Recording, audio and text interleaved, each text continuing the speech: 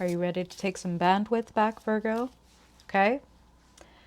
Do your part. Do your tasks, your work, the efforts that you want to make in the direction of this thing that you want to have, this manifestation that you want to come into the world, or this thing that you want to become. Do your part. That's it. Trust the process. Detach from the rest. You are not in charge of all the other components of this thing that is coming together. You can and are, or can be and only are in charge of your own self and your own actions. So release the strings is what Spirit is showing me, like a hand clenched around all of these strings. It's kind of like when all these strings are clenched up, the marionette can't even move and it kind of just hangs like this. But when you release them, there's all this room for things to move around. So remember that you are co-creating, Virgo, and the timing of the manifestation is not up to you, and all of the components and how they come together, all of that is not up to you. So every bit of energy and focus you put into like trying to manage these outside things is just a waste of your energy, and in particular like your creativity. You know what I mean? You've probably read and heard about people who like pick a uniform and that's all they wear because they want to save their bandwidth for their creative projects or their strategy that they do throughout the day or the software that they create or whatever. You would benefit from making more of your life like a no-brainer so that you can have more of your bandwidth for this big thing that you are trying to have or do or become or create, okay? And that's how I'm hearing it. Hi, Virgo. I'm Madeline, if we haven't met before. I'm excited to read for you for the month.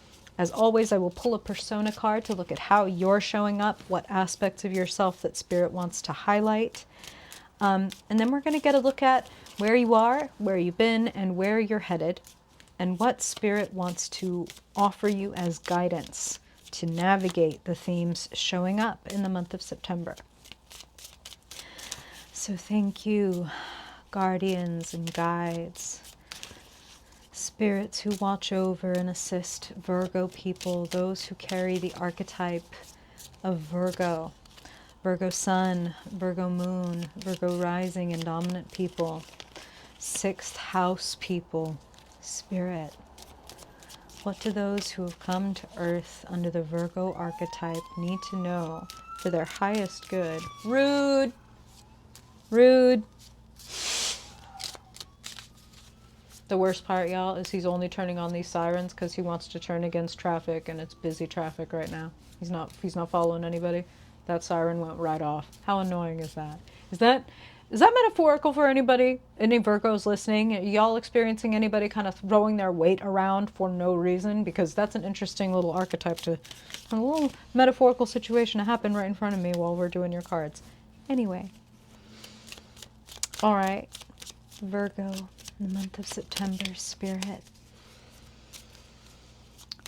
Want to know where they are, where they've been, and what's showing up for Virgo. What do they need to know for their highest good? In the month of September, Spirit, all those who carry the archetype of Virgo, what is showing up? What do you want them to know for their highest good in the month of September? Virgo. Okay, let's see what we got here.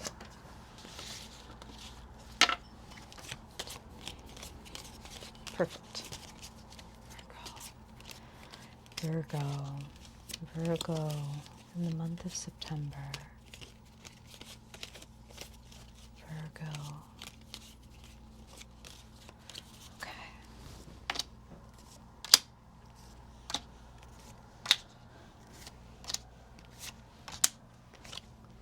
Hey. Okay. I can see why Spirit was saying that, like the timing is not up to you, etc., etc. Like you need to be able to do your thing and then trust the process, let go of control, let go of the strings. You're co-creating. I can see why they're showing me that, because I see that there's a little bit of disappointment right now. Maybe you're feeling a little bit let down, whether by yourself or other people or by the sheer delay of what's going on right now. But I want to encourage you, your cards are beautiful and the energy is changing.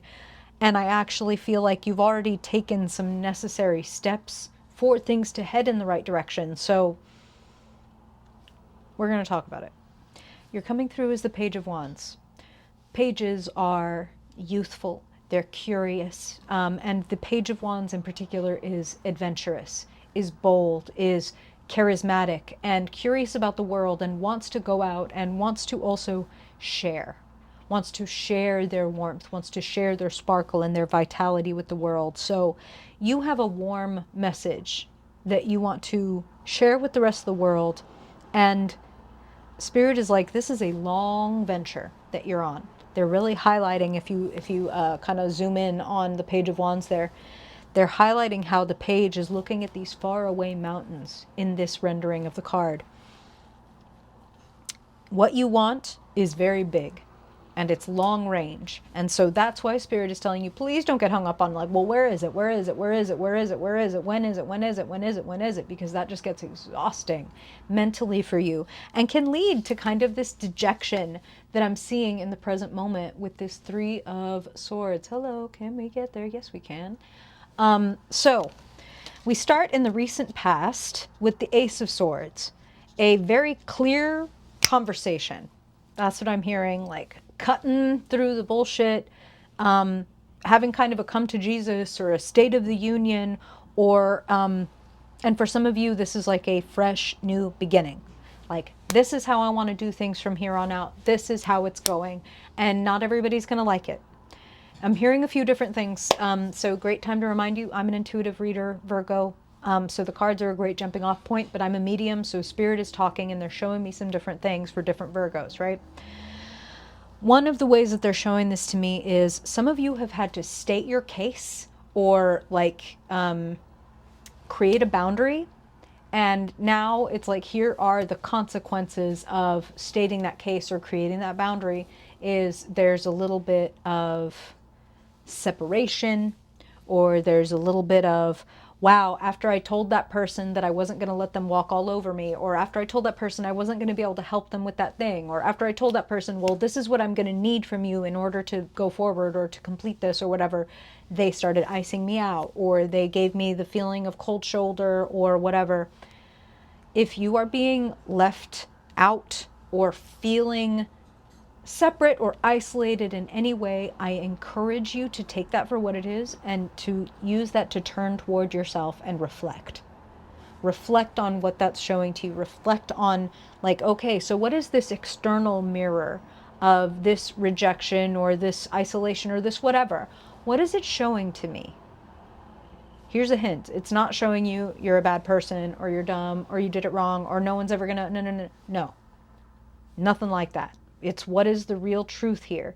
Is the real truth, okay, so when it comes to this person, if I'm not willing to bend over backwards and break my back, they're going to tell me that I'm like a bad friend or a bad daughter or a bad, whatever. Even if they don't say it in those words, it's like that's the feeling or the vibe that you get. Well, here's the question. What do you think of what you did? Are you good with it? Are you good with the boundary that you set or the truth that you said? If you're not, well, then you can make amends, but I think that you are. And if you are, then what it really comes down to when you reflect on like, damn, it sucks that it hurt that person's feelings or that that person is kind of putting distance between us. But in the end, I stand by what I said and did, and I wouldn't be willing to continue the way that things were. I needed to say it and do this for myself. You know what I'm saying? And that is leading to a changing future, a changing season, Wheel of Fortune, progress, and like kind of bold, sudden progress when it comes to the Wheel of Fortune. Like you have pushed the wheel, you have opted to make a change, and so change will come in the external world. Now the timing, not entirely up to you. Don't put that on yourself. The guidance, Seven of Pentacles, step back, take a pause, reflect, kind of the same thing they were saying with that Three of Swords. What am I noticing? What's working really well for me right now? Which areas of my life are going really well and smoothly, and which could use some adjustments? It's a good time to take a beat, take a pause, step back, observe, make adjustments. Kind of like, Spirit is talking about the Wheel of Fortune and the saying the Seven of Pentacles is like a pit stop. Like in a race, the wheel pulls over,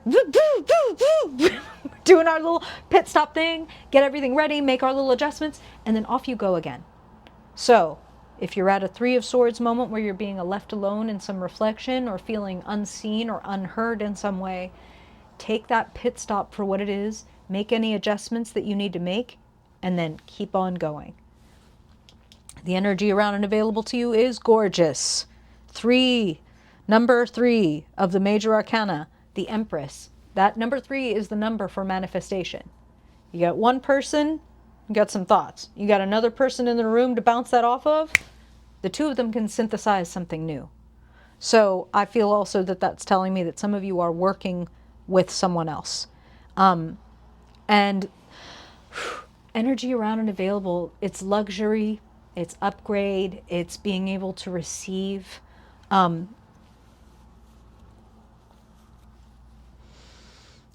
This is telling me again, you don't need to get up and do a whole lot of pushing.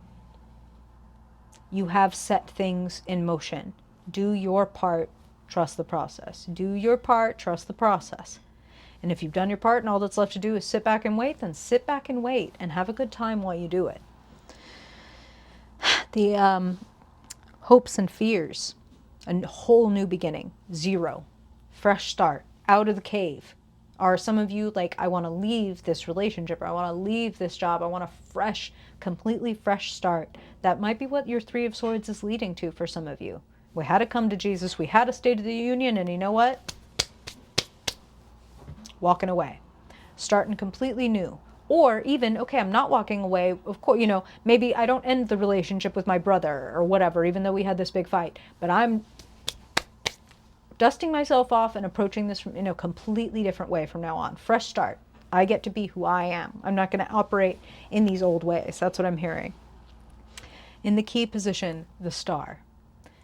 Have faith and operate with faith. The same thing that they've been saying from the beginning. Do your part, let go of the rest. You will be a much better co-creator than when you are trying to cover all of the bases and come from every perspective and cover every angle all by yourself. You be you. Make that your aim, is to be the youest you that you can be, to be curious about the things that you were curious about and to go after them, to have fun, to, if you're not feeling lit up and excited and curious and adventurous, then to do something about that, because you're the Page of Wands this month. You're meant to be excited about what's coming and what's developing, whether you're taking action or not. Make some small adjustments and then proceed with faith. You don't need to do any big overhauls. You don't need to make any big changes. Step back, look at the big picture, make adjustments, and trust the process.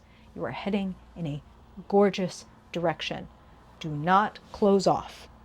The Star, the Empress, the Fool, be open to what life is leading you toward. How's that sit on you, Virgo?